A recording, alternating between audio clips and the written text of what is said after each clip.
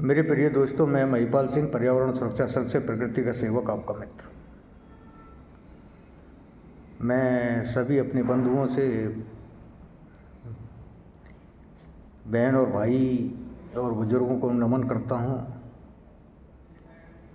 और मैं आपसे प्रार्थना करता हूँ कि आप प्रकृति के साथ जुड़ने के लिए सामने आएं, प्रकृति प्रेमी बने, प्रकृति के लिए काम करें।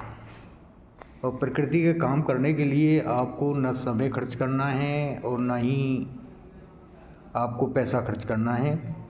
केवल अपनी सोच बदलनी है और अपनी सोच बदल के आप प्रकृति को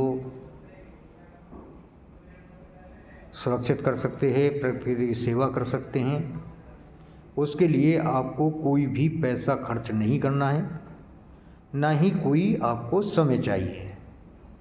केवल अपनी आदतों को सुधारना है, केवल अपनी थोड़ी सी बदलाव लेके आना है। मैं ये नहीं कहता कि आपकी आदतें गंदी हैं, कोई गलत नेगेटिव न ले इस चीज़ को। मैं नेगेटिव बात कर भी नहीं रहा हूँ, मैं केवल पॉजिटिव बातें कर रहा हूँ। मैं वो बातें कर रहा हूँ जो कि सच हैं और जो ज़मीनी है। पर्यावरण की सुरक्षा के लिए अगर जो आपको काम करना है तो सीधी सी बात है, थोड़ा सा बदलाव अपनी ज़िंदगी में लाना है।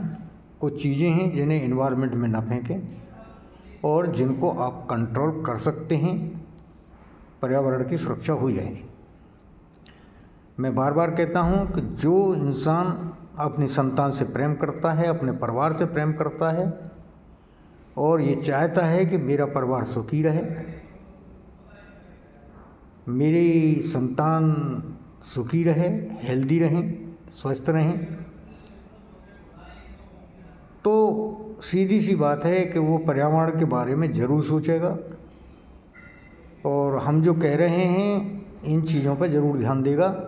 कोई ज़्यादा बड़ी जो है का मतलब बात नहीं कहते हम, ना ही आपसे कोई पैसा मांग रहे हैं। हम आपसे कुछ नहीं चाहते, हम तो ये चाहते हैं केवल पर्यावरण की सुरक्षा कीजिए। और पर्यावरण की सुरक्षा के लिए आपको कोई पैसा खर्च नहीं करना है। अगर जो जिस दिन आप पर्यावरण की सुरक्षा के लिए काम करना शुरू कर देंगे, सीधी सी बात है, आपको पैसा बचेगा, यानी कि आपको फाइनेंशियल बेनिफिट होगा, नुकसान नहीं होगा। आपकी जेब से एक पैसा नहीं जाने वाला है। तो मेरी जो आज वीडियो है जो मैं बनाने जा रहा हूँ वो इसी विषय पे है कि हम पर्यावरण को सुरक्षित करने के लिए आगे आएं। कैसे आएं वो मैं बताता हूँ आपको। जितने भर भी मेरे भाई या बहन जो इस वीडियो को देखेंगे या देख रहे हैं, वो मेरी बात को ध्यान से सुनें। अगर जो आपको गलत लग रहा है, मैं गलत कह रहा हूँ, तो आप अपनी कमेंट में अपनी आपत्ति दर्ज कराएं और मैं कहीं गलत हूँ तो मैं उस गलती को सुधारूंगा। लेकिन आपको मेरी गलती का एहसास मुझे कराना होगा, क्योंकि अगर जो मुझे अपनी गलती का एहसास होता तो मैं इस बात को नहीं कहता जो इस बात पे आपको आपत्ति है। मेरे प्रिय मित्रों, देखो, पर्यावरण की सुरक्षा के लिए आपको करना क्या है। सबसे पहले आपको काम करना है कि जो सिंगल यूज प्लास्टिक है उसको अपने घर में बिल्कुल बैन करना है। अपने घर में बिल्कुल भी सिंगल यूज प्लास्टिक को लाना बंद कर दें। ये एक ऐसा जहर है जो पॉल्यूशन को बहुत तेज़ी से बढ़ाता है। तो इसको आपको बंद करना होगा और इसके बंद करने के लिए आप ये नहीं कहेंगे जी सब्स्टिट्यूट नहीं है, इसका कोई विकल्प नहीं है, इसका विकल्प है, पहले भी था, आज भी है। कितने भाई बहन जिनकी एज 50 प्लस है या 45 प्लस है, उन्हें पता होगा कि जब ये पॉली बैग नहीं था तब भी हम मार्केटिंग करते थे, तब भी जो है कि हम शॉपिंग करते थे। जब पॉली बैग नहीं थे तो जब क्या यूज करते थे, हम थैले यूज करते थे कपड़े के। तो कपड़े का थैला, उस समय तो सिलाई मशीनें भी हर घर में नहीं थी, दर्जी से सिलाया जाता था या जो है कि मार्केट से सिला लिया जाता था। लेकिन आज तो हर घर में सिलाई मशीन है। लगभग मेरे हिसाब से 90% परिवार ऐसे हैं, घर ऐसे हैं जिनमें सिलाई मशीन है, 90%। तो जब सिलाई मशीन आपके पास है, और मुझे नहीं लगता कि कोई घर ऐसा होगा जहाँ के पुरानी पैंटें नहीं होंगी, क्योंकि भाई जब पुरानी पैंट पहनते हो तो वो फटती भी है या पुरानी हो जाती है।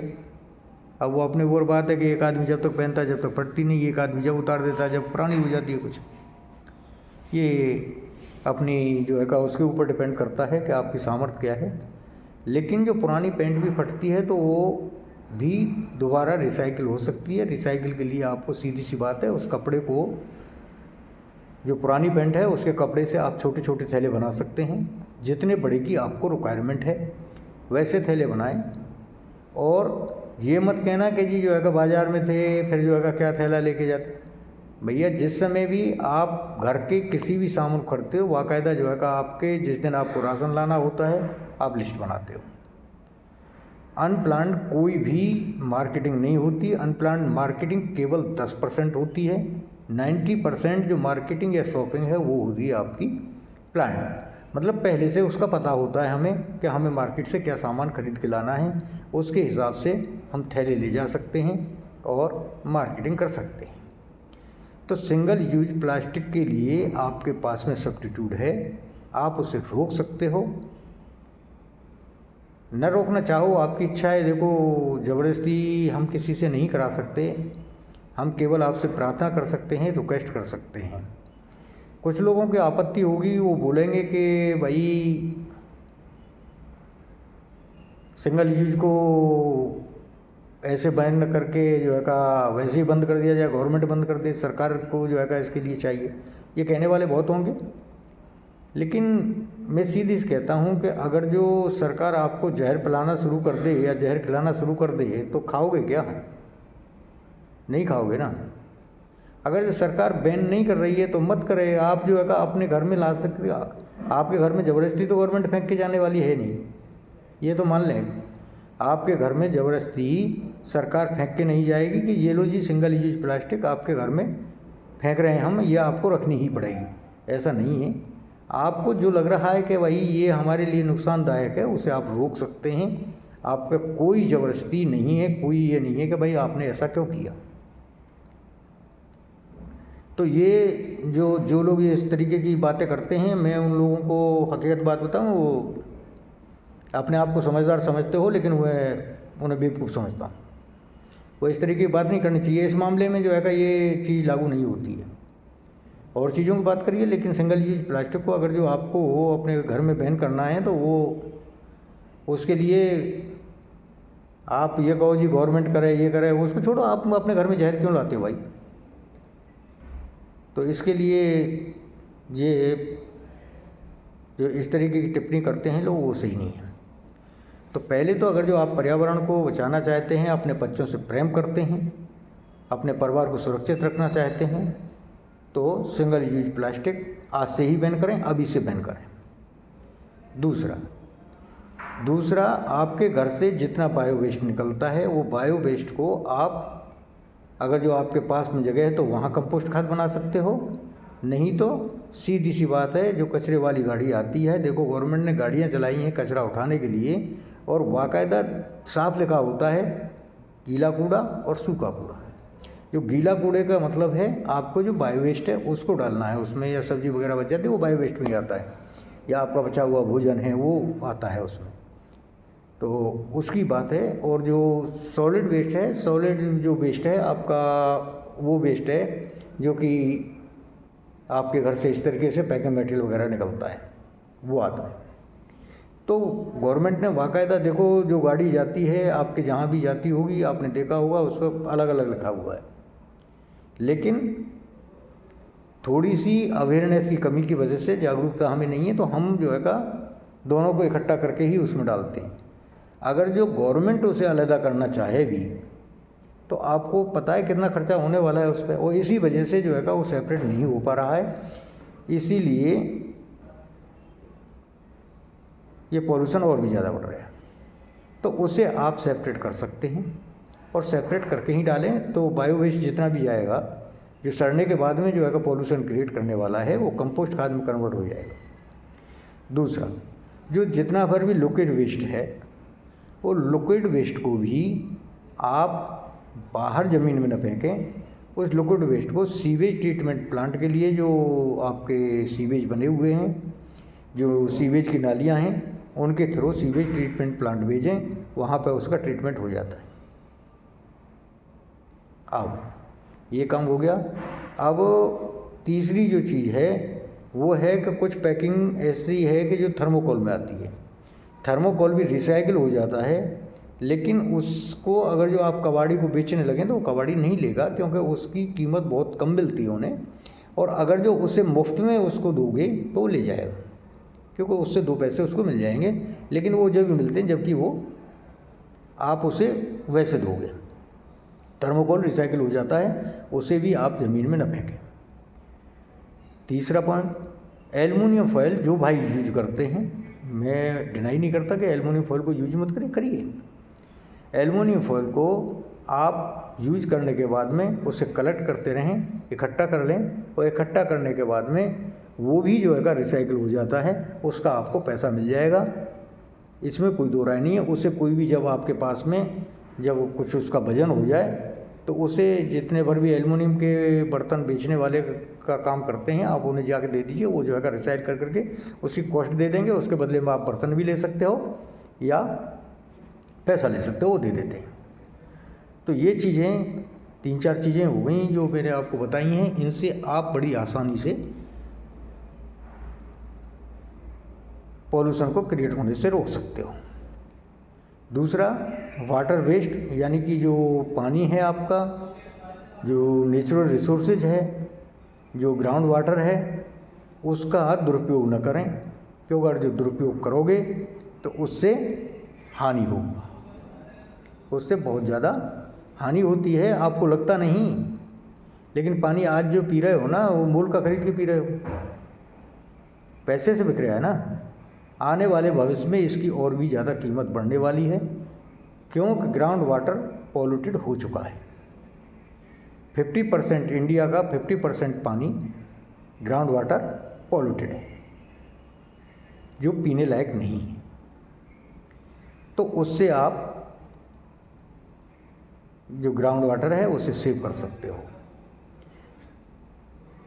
दूसरा, आप अगर जो 2 लोग हो परिवार में और आप व्हीकल यूज करते हो और आपको एक ही साइड में जाना है, तो वहाँ पे आप व्हीकल शेयर कर सकते हो आपस में। तो व्हीकल, या पड़ोसी है कोई आपका, या मोहल्ले का 2-4 घर छोड़ के हैं और एक ही साइड में जाना है 100 या 50 मीटर की दूरी पे, तो मैं नहीं कहता व्हीकल मत रखो, लेकिन आप व्हीकल शेयर कर सकते हो कि भाई एक दिन तू ले चल, एक दिन मैं ले चलूँगा। उससे आपको देखो खर्चा भी कम होगा आपका, वहाँ से आपकी सेविंग भी होगी।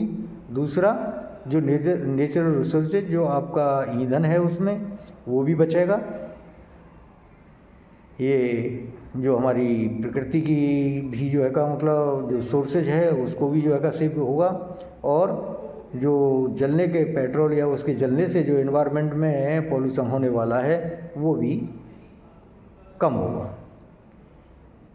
तो ये कई चीज़ें हैं जिनसे कि आप छोटी छोटी चीज़ों को अपने यहाँ इम्प्लीमेंट करके आप जो है का प्रयोग करके आप एनवायरनमेंट के लिए काम कर सकते हो। ये ऐसी चीज़ें नहीं हैं जिनसे कि आप न कर सकें। मैं इन चीज़ों पे जोर इसलिए दे रहा हूँ, तो इसलिए आपको बता रहा हूँ कि जो मैंने पहली वीडियो में भी आपको बताया था और कई बार बार बार दोहराता हूँ कि जो पॉल्यूशन के 5 तरह का पॉल्यूशन होता है। देखो, पहला air pollution, water pollution, soil pollution, noise pollution और रेडियो एक्टिव पॉल्यूशन। ये 5 तरह का पॉल्यूशन होता है और पॉल्यूशन के 5 ही सोर्स हैं। पहला नेचर, दूसरा इंडस्ट्रीज, तीसरा ट्रांसपोर्टेशन, चौथा एग्रीकल्चर, पांचवा सीवेज। तो ये 5 सोर्सेज हैं और इन 5 सोर्सों में नेचर, एग्रीकल्चर, इंडस्ट्रीज और ट्रांसपोर्टेशन, इन चारों से जितना पॉल्यूशन क्रिएट होता है उसके बराबर अकेले सीवेज से पॉल्यूशन क्रिएट होता है। सीवेज में मैं बता दूँ, सीवेज इतना बड़ा क्षेत्र है, इतना बड़ा एरिया है कि उससे निकलने वाला जो पॉल्यूशन है, एक तो पार्ट्स में निकलता है, थोड़ा थोड़ा करके निकलता है और लोग नोटिस नहीं करते उसे, लेकिन जब इकट्ठा होता है तो दिखता है। जब वो इकट्ठा होता है, छोटे छोटे पॉल्यूशन जब इकट्ठा हो जाता है तो वो दिखता है कि हाँ भाई ये पॉल्यूशन है। लेकिन छोटे छोटे पार्ट्स में निकलता है, आपके घर से निकलेगा बहुत थोड़ा सा निकलता है, वो थोड़ा थोड़ा करके हर घर से थोड़ा थोड़ा करके एक जो है का मतलब बहुत बड़ी क्वांटिटी में कन्वर्ट हो जाता है।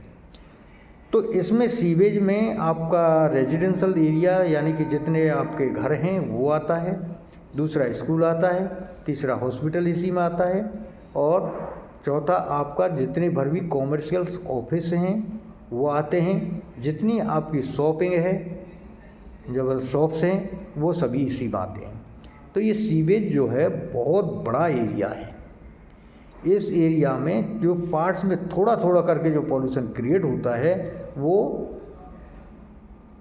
जब इकट्ठा होता है, जब आपको पता चलता है कितना बड़ा पॉल्यूशन है। इंडस्ट्रीज के लिए गवर्नमेंट ने रूल रेगुलेशन बनाए हैं, उसके तहत काम करती है कोई भी इंडस्ट्रीज। अगर जो उसको रूल रेगुलेशन को वो फॉलो नहीं करती है, उसको वायलेंस करती है, तो उसके लिए उसे पनिश मिलता है, यानी कि दंड मिलता है। गवर्नमेंट ने वाकई रूल बनाए हुए हैं। दूसरा एग्रीकल्चर के लिए भी गवर्नमेंट ने रूल रेगुलेशन बना दिए हैं, उसके तहत ही किसान जो है का काम करते हैं। अगर जो आप किसान हो तो आप अपने गांव के 2-4 लोगों को, 4-6 लोगों को जरूर जानते होंगे जिन पर पेनल्टी लग चुकी है। तीसरा ट्रांसपोर्टेशन से जो पॉल्यूशन क्रिएट होता है वो दिखता सबको है कि वो बल्क में निकलता है वो भी, लेकिन उसके लिए भी गवर्नमेंट ने रूल रेगुलेशन बनाए हुए हैं। ये आपको भी पता है कि गवर्नमेंट कितनी स्ट्रिक्ट है ट्रांसपोर्टेशन से रिलेटेड पॉल्यूशन के ऊपर, जो ट्रांसपोर्टेशन से पॉल्यूशन क्रिएट होता है उसके लिए बहुत ज़्यादा जो है का काम गवर्नमेंट कर रही है और उसके लिए प्रावधान भी है और उसके लिए नियम भी बनाए हुए हैं। उनके नियम के तहत ही आप ट्रांसपोर्टेशन कर सकते हो। जिन लोगों के पास में 4 व्हीलर है या 2 व्हीलर भी है, उसको भी जो है देखो पॉल्यूशन सर्टिफिकेट बनवाना पड़ता है। जिनके पास 4 व्हीलर है उनको पॉल्यूशन सर्टिफिकेट बनवाना पड़ता है, बाकायदा अपनी गाड़ी की जांच करानी पड़ती है। आप सभी लोग जानते हो आज तो गाड़ी जो है लगभग 2 व्हीलर और 4 व्हीलर जो है 50% लोगों के पास है। तो इनके सबके लिए रूल रेगुलेशन है। एक नेचर जो सोर्सेज है उसके लिए देखो, प्रकृति के लिए क्या कोई जो है नियम बना लेगा, तो उसके लिए कोई नियम नहीं है। उसके जो पॉल्यूशन क्रिएट होता है वो प्रकृति खुद को जो है पॉल्यूशन क्रिएट करती है अपने आप को बैलेंस करने के लिए, क्योंकि अगर जो उसे बैलेंस नहीं करेगी तो बहुत बुरा हाल हो जाएगा। और पॉल्यूशन इस तरीके का होता है कि जो दूसरे पॉल्यूशन है उनको कम करने के लिए वो बैलेंस करती है अपने आप को, तो क्रिएट करती है उसे। क्यों कहते कई बार होता है ना कि जहर को जहर जो है काटता है, लोहे को लोहा काटता है, उस वाली कहानी है। तो सीवेज पे मैं इसलिए बार बार कहता हूँ कि सीवेज से जो निकलने वाला पॉल्यूशन है वो छोटे छोटे पार्ट्स में निकलता है और वो जब इकट्ठा होता है तो दिखाई देता है कि हाँ ये पॉल्यूशन है। इसका अगर जो आप किसी टाउन में रहते हो मतलब किसी छोटे शहर में हो या बड़े शहर में हो, आपके यहाँ अगर जो खाली प्लाट पड़ा हो कोई आसपास, जिस रेजिडेंशियल एरिया में रहते हो वहाँ पे कोई खाली प्लाट हो, तो उस खाली प्लाट की हालत देख के आपको पता चल जाएगा कि क्या हालत है। उसके बाद अगर जो इस तरीके की भी नहीं देख सको, तो उससे भी अलग मैं एक चीज़ बताता हूँ आपको कि आप जहाँ भी इनके डंपिंग यार्ड बने हुए हैं, हर टाउन में डंपिंग यार्ड होता है एक, जहाँ पे कूड़ा डाला जाता है, वहाँ पे देख सकते हो कि वो डंपिंग यार्डों में क्या हालत है, कितना पॉल्यूशन है, कितना जो है का सॉलिड वेस्ट जाके वहाँ पे पॉल्यूशन क्रिएट करता है। वो पहाड़ बने हुए हैं, आप देख सकते हो, हर टाउन के आसपास मिल जाएगा आपको कि कहाँ आपके घर से कितना इतना निकला था जितना वो पहाड़ बना हुआ है। तो थोड़ा थोड़ा करके, यानी बूंद बूंद से सागर भरने वाली कहानी है भाई साहब। तो आप इसकी तरफ ध्यान दें। अगर जो आप अपने बच्चों से प्रेम करते हो तो, मैं इस बात को कहता नहीं, लेकिन आज आपसे कह रहा हूँ, जितने भी भाई बहन मेरी ये वीडियो देख रहे हैं, उन्हें कसम है अपने बच्चों की, अपने परिवार की, कि इसकी तरफ ध्यान दें। क्यों कि अगर जो प्रकृति सुरक्षित, पर्यावरण सुरक्षित है, तो हम सुरक्षित हैं, हमारा परिवार सुरक्षित है, प्रकृति सुरक्षित है। तो मेरे बंधुओं, भाई और बहनों, आज की वीडियो में बस इतना ही। फिर मिलते हैं किसी नेक्स्ट टॉपिक के साथ में, किसी अलग विषय को लेकर। जय प्रकृति।